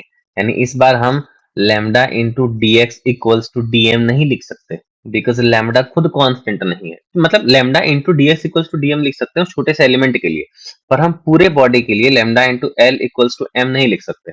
आई होप तुम समझ रहे होगे हम क्या कह रहे हैं, ठीक है। अरे तुम कैसे जाओगे भाई। हाँ, तो ये वेरी कर रहा है, तो बोला गया कि जब x बराबर 0 पर है ना, रॉड रॉड का वो हिस्सा जो x बराबर 0 पर है, वहां पर लैम्डा जो है लैम्डा नॉट है, लेकिन वो हिस्सा जो x इक्वल्स टू एल पर है, वहां पर लैम्डा का जो वैल्यू है वो 4 लैम्डा नॉट है। यानी ये वेरी कर रहा है। वैसे भी क्वेश्चन में लिख दिया है कि ये लीनियरली वेरी कर रहा है x के साथ। तो हमसे पूछा क्या क्या है, इसको देखो। फाइंड पहला lambda as a function of X, यानी तुमसे लीनियर मास डेंसिटी का ही फंक्शन मांग लिया कि लैम्डा लैम्डा कैसे वेरी कर रहा है, इक्वेशन बना के दो। दूसरा तुमसे टोटल मास ऑफ रॉड मांगा। देखो यहाँ पे एम मत बोल देना, हमको दिया हुआ नहीं है, पूछा है। तीसरा है लोकेशन ऑफ सेंटर ऑफ मास, कि सेंटर ऑफ मास का लोकेशन कहाँ है। तो आप इसका सॉल्यूशन करने की कोशिश करते हैं। देखो पहली बात तो बड़ा साफ साफ है, डायग्राम सोच के देखो। ये ऐसा डायग्राम नहीं हो जाएगा, चलो कॉपी कर लेते हैं उसको। ऐसा ऐसा डायग्राम हो जाएगा ना, कैसे करते हैं कॉपी, ऐसे। ओ, होल्ड ऑन,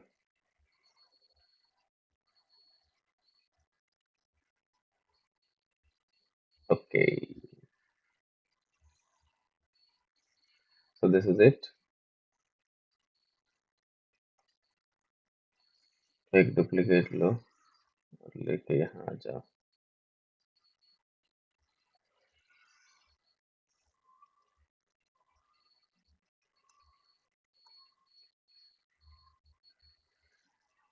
अरे अरे अरे,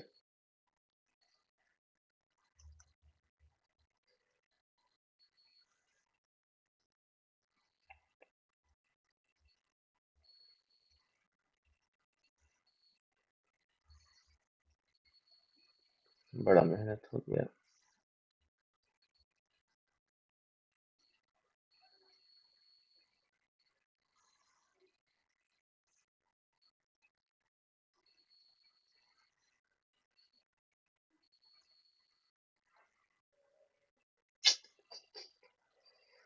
बहुत मेहनत हो गया। Okay, no worry.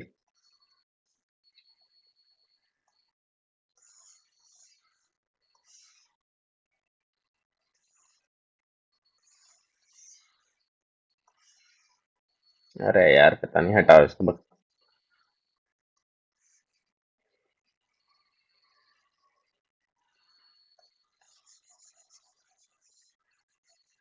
हम्म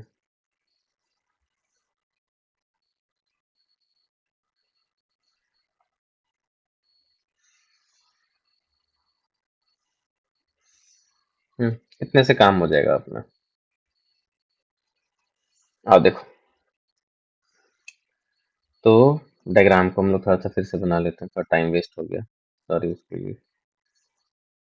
और ये हमारा रॉड है, और ये देखो x इक्वल्स टू 0 पर है, और ये x इक्वल्स टू l पर है। क्वेश्चन को देखो, है ना, length of rod is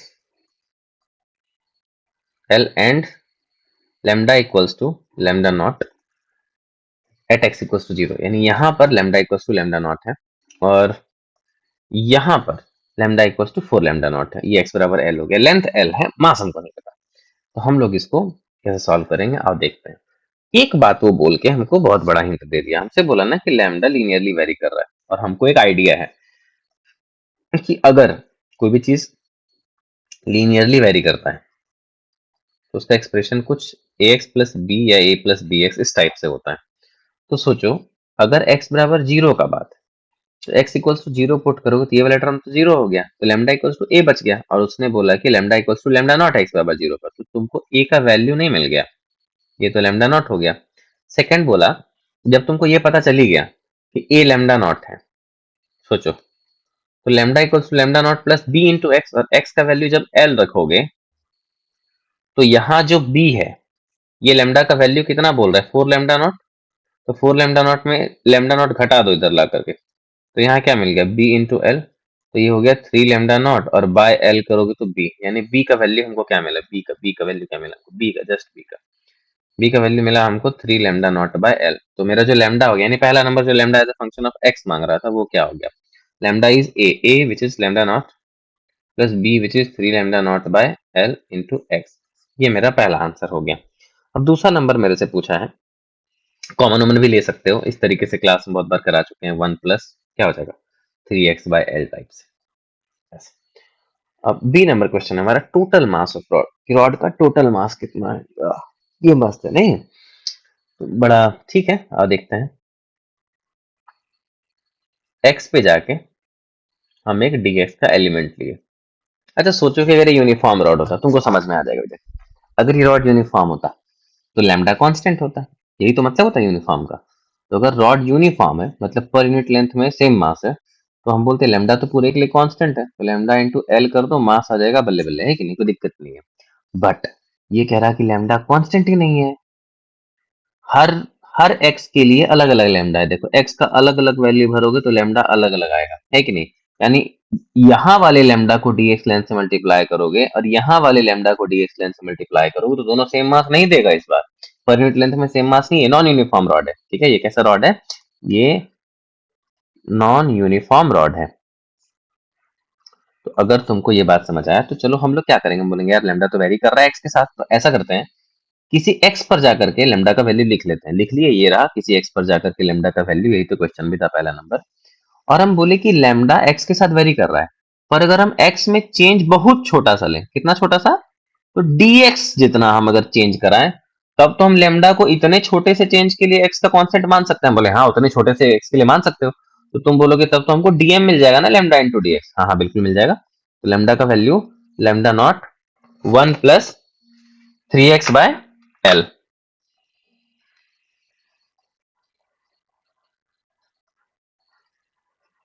into D X.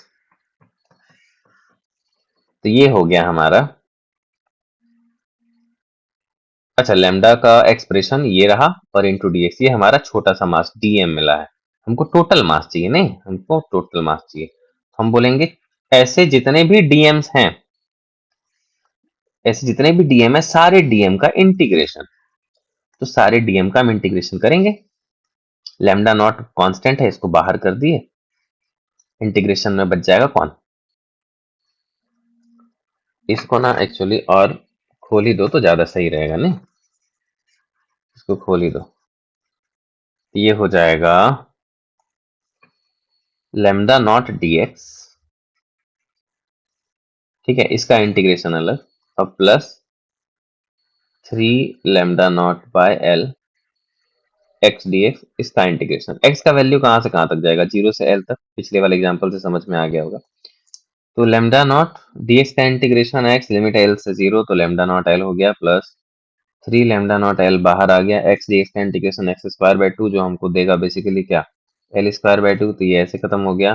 तो 3 lambda naught L by two, 2 3 5 यानी 5 lambda naught L by two, ये हो गया इसका टोटल मास। और सी नंबर पे अगर हम आए, जो कि हमसे मांगा गया है लोकेशन ऑफ सेंटर ऑफ मास, वाह सो मच फन। नहीं, तो लोकेशन ऑफ सेंटर ऑफ मास हम कैसे निकालेंगे? तो हम जानते हैं यार कि एक्स एक्सिस पर है, तो इसको अल्टीमेटली सेंटर ऑफ मास तो एक्स एक्सिस पर ही आना पड़ेगा। तो एक्स एक्सिस पर सेंटर ऑफ मास के लिए हम X coordinate of centre of mass continuous body के लिए लगाएंगे। रॉड कंटीन्यूअस बॉडी है, यूनिफॉर्म हो नॉन यूनिफॉर्म हो। X U M equals to क्या था, X C D M by integration D M. तो मास तो हमको पता चल गया ना इंटीग्रेशन जी एम, जो कि है 5 lambda naught L by two. फिर से क्यों करने जाएंगे हम? dm is this lambda naught 1 plus 3x by l dx. This is dm, इतना dm into xc. xc is what? x coordinate of center of mass. तो अगेन dx है तो x coordinate तो x ही रहेगा ना यार। तो ये रहा, और इसका इंटीग्रेशन कर देंगे। कहां से कहां करेंगे? x के रिस्पेक्ट में करना है तो ऑब्वियसली 0 से l करेंगे। आओ देखते हैं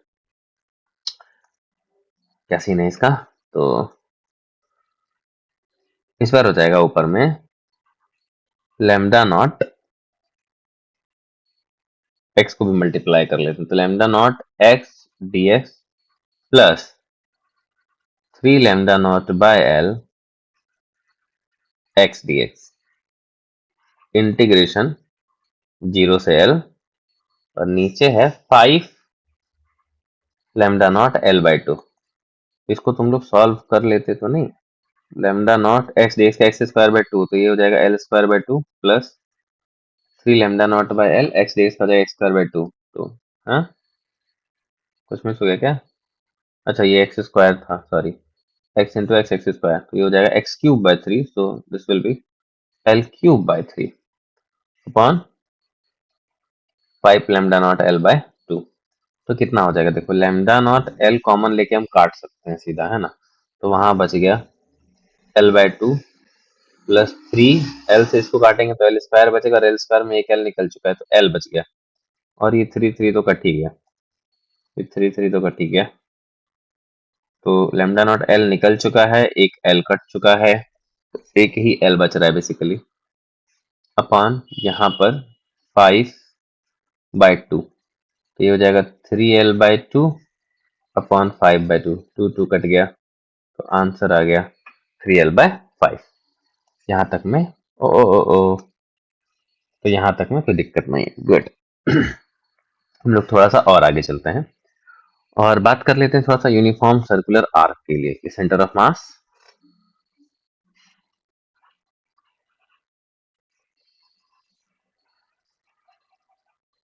ऑफ अ यूनिफॉर्म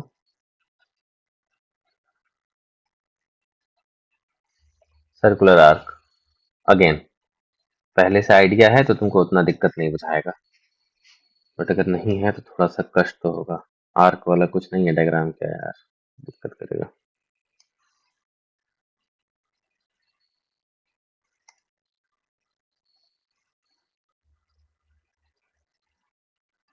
ये तो मीटर में से रहा, ओके ओके, तो हटाना पड़ेगा इसको और क्या।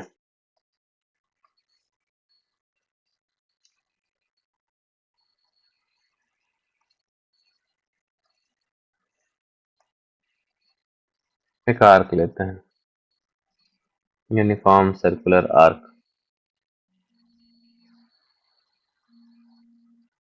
ओके। और हमको इस यूनिफॉर्म सर्कुलर आर्क का सेंटर ऑफ मास निकालना है, ठीक है।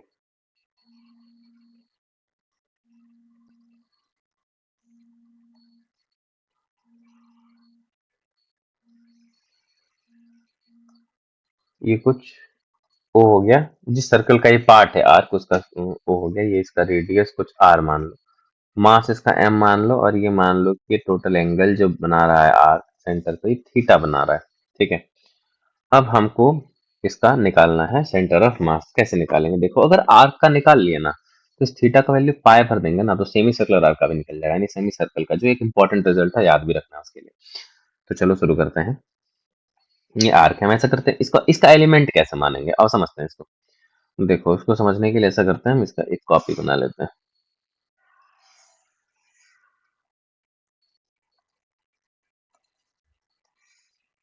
देखो,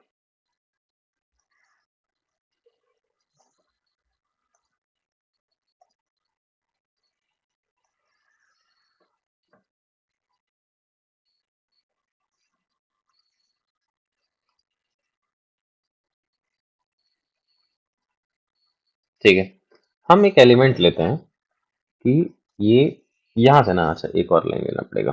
ओके।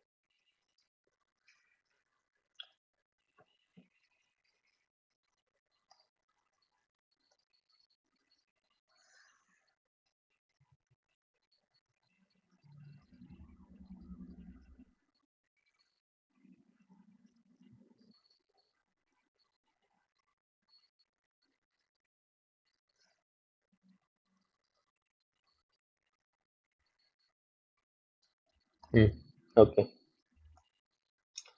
तो यहां से हम कुछ मान लो फाई एंगल पे गए, और ये एंगल छोटा सा फाई में हम जा रहे हैं इस तरफ, और इस डायरेक्शन में एंगल के, इस डायरेक्शन में एंगल में कुछ चेंज लिए हैं यहाँ पर, इसको हम डी फाई बोले। ठीक है, तो तुमको पता होना चाहिए कि angle equals to arc length upon radius होता है। तो इसका जो आर्क लेंथ आएगा वो हो जाएगा आर इंटू डी फाई, यानी जिसको तुम dx कह रहे थे, इस बार वो dx की जगह पर आर डी फाई आ रहा है। और सोचो, हमको इस छोटे से dx का मास चाहिए, यानी आर डी फाई का मास चाहिए, तो हम इसका dm क्या लिखेंगे, क्या लिखते थे, लेमडा इंटू डीएक्स लिखते थे, तो यहाँ लिखेंगे lambda into R D phi, इस particular lambda into R D phi. तो ऐसा करते हैं, इसका मास m ना लेकर के लेमडा के टर्म में ले लेते हैं, वो ज्यादा ठीक रह जाएगा क्या। लेमडा के टर्म में ले लेते हैं। तो दिस इज यूनिफॉर्म है, इसका मास लेमडा के टर्म में ले लेते हैं। तो lambda into R D phi हो गया।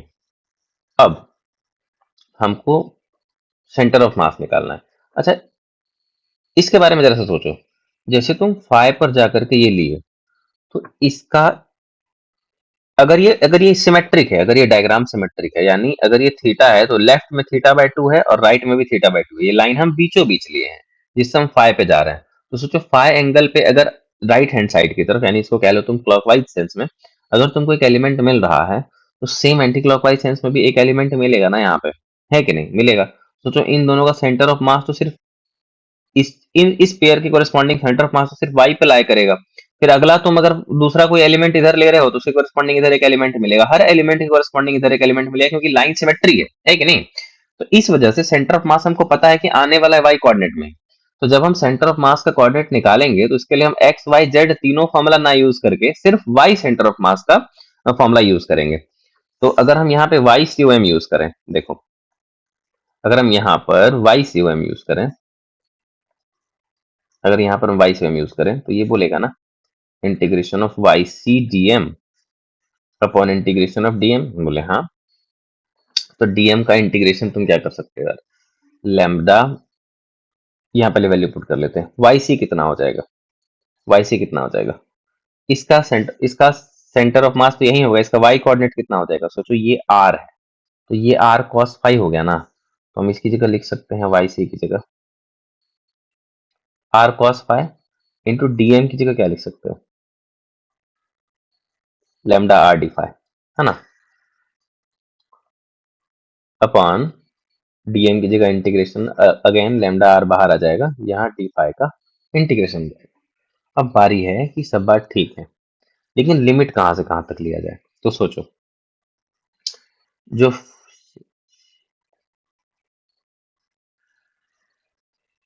ठीक है, हाँ तो जो लिमिट है, तुम जब एक फाई ले रहे हो, तो ये फाई इस एलिमेंट को दिखा रहा है, लेकिन तुम ध्यान से सोचो, तुम्हारा एंगल तो सिर्फ इस साइड के एलिमेंट को दिखाएगा। तो अगर तुम फाई का एलिमेंट यहाँ से 0 से लेकर के सम थीटा बाय 2 तक रखोगे, तो वो तो सिर्फ इस साइड के पार्ट को लेगा, जबकि तुमको सेंटर ऑफ मास पूरे का निकालना है। तो तुम फाई का वैल्यू इधर भी लोगे, कि हम इसको बहुत सारे एलिमेंट में तोड़ रखे हैं, एक एलिमेंट पूरे में से कहीं भी मानना था, हमको मान यहाँ रखे हैं। लेकिन अगर स्टार्ट किया जाए कि एलिमेंट हम यहाँ से मानना शुरू किए थे, तो इस एलिमेंट का हमेशा ना लेफ्ट टू राइट या नीचे से ऊपर एलिमेंट का हम लोग लिमिट लेते हैं जनरली, डेफिनेट इंटीग्रेशन वगैरह में पढ़ते हैं इसको। तो क्या हो जाएगा कि इस तरफ क्या हमारा पहला जो फाई का वैल्यू होगा, अगर इस तरफ थीटा बाय 2 है, अगर ये थीटा बाय 2 है, तो हम इसको लिख सकते हैं सम माइनस थीटा बाय 2, उल्टा सेंस ऑफ रोटेशन है। तो हम लिमिट ले लेंगे माइनस थीटा बाय 2 से प्लस थीटा बाय 2 तक, ठीक है। और लेमडा इंटू आर बाहर आकर के लेमडा आर तो कट जाएगा, ऊपर क्या बच गया देखो, आर बच गया और cos phi D phi, integration minus theta by 2 से प्लस थीटा बाय 2। अगर तुमको इंटीग्रेशन का ये रूल पता है तो हम 2 या नीचे 0 और ऊपर थीटा बाय 2 करके हम, छोड़ो हटाओ, तुम्हें उतना करें नहीं आता होगा तो अलग परेशान हो गए। तो हम माइनस थीटा बाय 2 से प्लस थीटा बाय 2 ही रख लेते हैं, और अपॉन नीचे में डी फाइ, डी फाइ का इंटीग्रेशन तो फाइ हो जाएगा, और लिमिट हो जाएगा अगेन माइनस थीटा बाय 2 से प्लस थीटा बाय 2। तो चलो इधर कैलकुलेशन कर लें इसका, कितना हो गया आर बाहर, कॉस फाइ का इंटीग्रेशन होता है सिंपली साइन फाइ,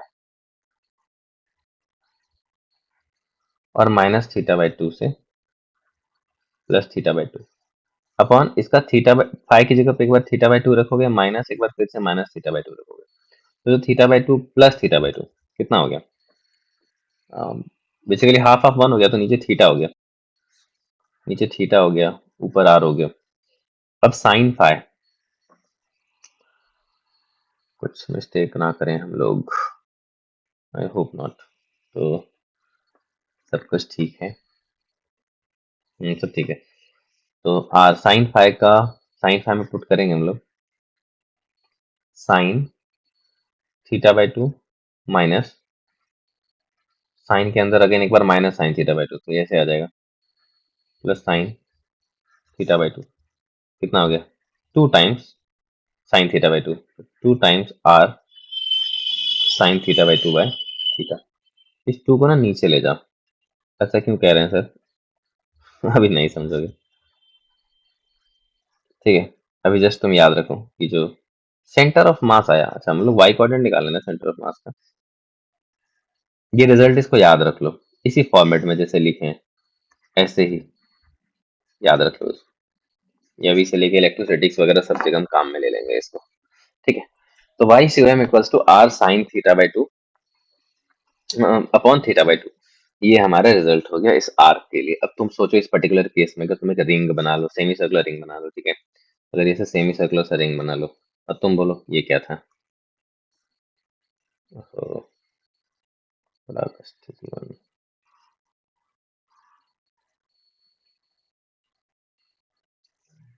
अगर तुम एक, हो गया यार, अब ठीक है ये, अगर सेमी सर्कुलर रिंग बना लो और इसका मास डेंसिटी लैम्डा हो, तो तुम सोचो तुम्हारा आंसर क्या आएगा जो वाई सी एम का है, देखो कितना आया, r sine theta by 2, theta is what pi, तो पाई बाय 2 व्हाट 90, यानी 1 अपॉन थीटा अगेन कितना पाई बाय 2, तो ये 1 हो गया, ये 2 ऊपर चला गया, तो 2r बाय पाई। तो जो सेंटर ऑफ मास का वाई कोऑर्डिनेट आया हमारा वो 2r बाय पाई आया, पर हमारा आर्क भी काम का रह गया, ठीक है ना, ये आर्क वाला रिजल्ट भी हमको काम आएगा। हम लोग डिस्क का भी निकाल सकते हैं, नहीं तो चलो डिस्क का भी निकाल ही लेते हैं, बात खत्म करते हैं कुछ कुछ निकाल के आज। तो डिस्क का कितना हो जाएगा, इन सारे को दोबारा बनाना, तुम लोग एक बार रिवीजन कर लेना, ठीक है, जितना ज्यादा एलिमेंटल प्रैक्टिस रहेगा तुम्हारे लिए उतना अच्छा रहेगा। तो कमान एक डिस्क लेते हैं, सेंटर ऑफ मास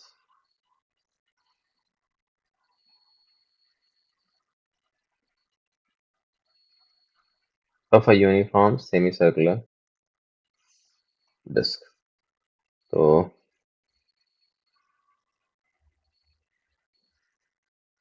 चलो काम चल जाएगा। ओके ये डिस्क है हमारा, ठीक है, दिस इज आवर डिस्क।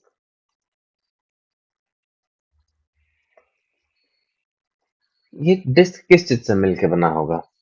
एक ऐसे एलिमेंट के बारे में सोचो जिसको हम एंड मतलब इनफाइनाइट सेम चीज लें, अगर हम इनफाइनाइट पीसेस में और सबको एक दूसरे के साथ सटा कर मिला करके रखते चले जाएं, तुमको यही मिले। देखो, एक सेमी सर्कुलर रिंग्स के बारे में सोचो। अगर एक रिंग लो, रिंग के ऊपर थोड़ा सा बड़ा रिंग, थोड़ा सा बड़ा रिंग, थोड़ा सा बड़ा रिंग, थोड़ा सा बड़ा रिंग, ऐसे करते करते करते करते करते करते रखते चले जाओ, तो देखो तुमको क्या मिलेगा।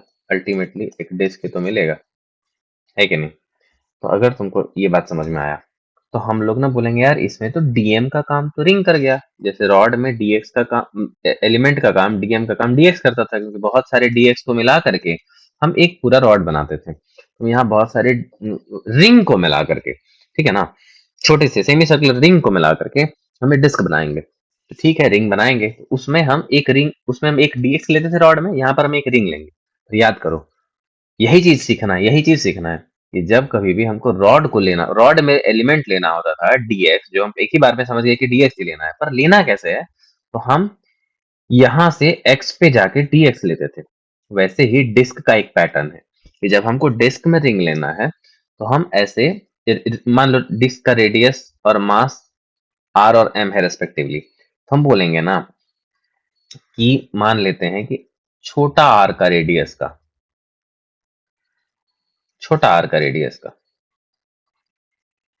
एक हम रिंग लिए, और इस रिंग का ना थिकनेस कुछ डी आर ले लिए। तुम बोलोगे थिकनेस, हाँ बाबू कुछ तो थिकनेस होगा ना। अगर तुम थिकनेस बोलोगे जीरो है, तो फिर जीरो जीरो जीरो थिकनेस जोड़ करके आर रेडियस पे कैसे बन जा रहा है? तो कुछ छोटा सा हम डी आर थिकनेस का एक रिंग लिए। अब फॉर्मूला काम पाएगा। देखो इस लाइन को खींचो ऐसे, देखो इस लाइन से सिमेट्रिक पड़ रहा है ना, ये यूनिफॉर्म डिस्क है, तो सेंटर ऑफ मास तो इसी लाइन पर लाई करना चाहिए, और होना भी चाहिए। सोचो जो भी रिंग तुम ले रहे हो, हर एक रिंग का सेंटर ऑफ मास इसी लाइन पर लाई करता है, इस वाई एक्सिस पर लाई करता है। तो इस डिस्क का भी सेंटर ऑफ मास वही लाई करना चाहिए।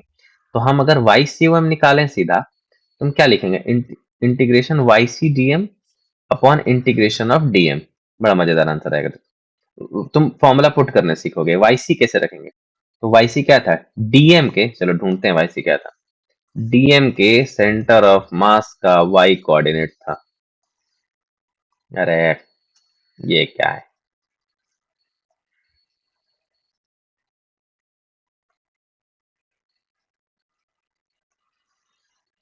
कहीं तो था ना ये। हाँ, वाई सी, डीएम के सेंटर ऑफ मास का वाई कोऑर्डिनेट था ये।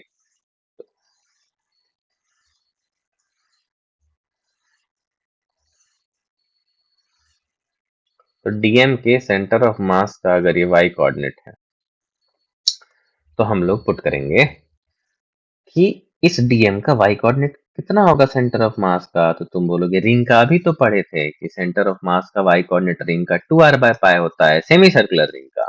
तो सेमी सर्कुलर रिंग का अगर 2r/π होता है, तो ये जो सेमी सर्कुलर रिंग है इसका रेडियस छोटा r है, तो इसका जो वाई सी होगा ये 2 छोटा r/π होगा।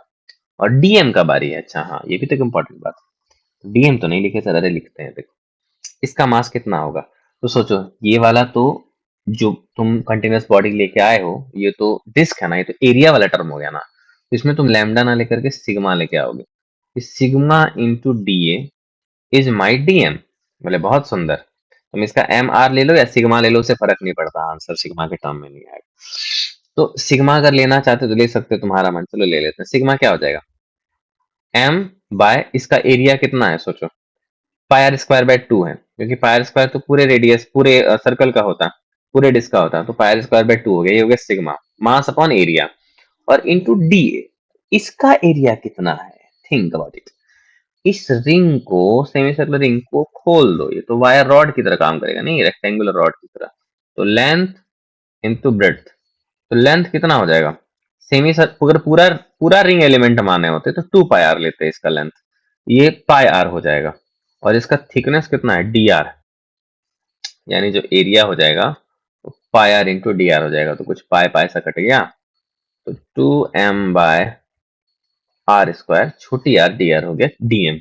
इसको यहाँ पुट करो, 2m/r square R D R.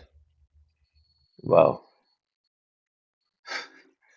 और अपॉन यहाँ पे डीएम का वैल्यू, यहाँ डीएम क्यों ले रहे हैं हम, सीधा एम ही ले लेते हैं ना, इंटीग्रेट करेंगे तो वही तो मिलेगा नहीं, डीएम का इंटीग्रेशन क्या मिलेगा, एम मिलेगा यार, एम ही ले लेते हैं सीधा, यहाँ पर एम ले लेते हैं, चलो कर ही देते हैं। लिमिट कहाँ से कहाँ तक, 0 से कैपिटल आर, तो देखो 2 to 4 4 m by Pierre square, ये सारा चीज कांस्टेंट है, बाहर निकल गया, बच गया अंदर R square D R, limit 0 से कैपिटल आर, नीचे अगेन इस, ये तो डीएम का इंटीग्रेशन है ना, फिर से चलो यार कर ही ले रहे हैं, हो जाएगा 2m bye are square by 2, यानी इसका इंटीग्रेशन लिमिट 0 से आर जब भरेंगे तो आर स्क्वायर बाय 2 आ जाएगा, आर स्क्वायर स्क्वायर कट गया, 2 से 2 कट गया, देखो फिर एम ही मिला, ये एम इस एम से कट जाएगा, तो 4 बाय पायर स्क्वायर, ये हो जाएगा आर क्यूब बाय 3, ऐसे आर स्क्वायर से आर कट गया, तो क्या मिला 4r/3 पाई, तो सेंटर ऑफ मास जो आएगा ये यहां से कहीं वाई पर 4r/3 पाई डिस्टेंस पर आएगा, तो यूनिफॉर्म सेमी सर्कुलर डिस्क का हो गया। अब स्फेयर और कोन का भी कर सकते हैं, लेकिन आई एम प्रिटी श्योर कि बहुत देर हो चुका है, तो हम लोग आज यहीं खत्म करते हैं क्लास, अगली क्लास में मिलेंगे फिर स्फेयर, सॉलिड स्फेयर, हेमिस्फेयर, ये सब के मतलब सॉलिड हेमिस्फेयर, हॉलो हेमिस्फेयर सबको लेकर के, तब तक के लिए बाय बाय।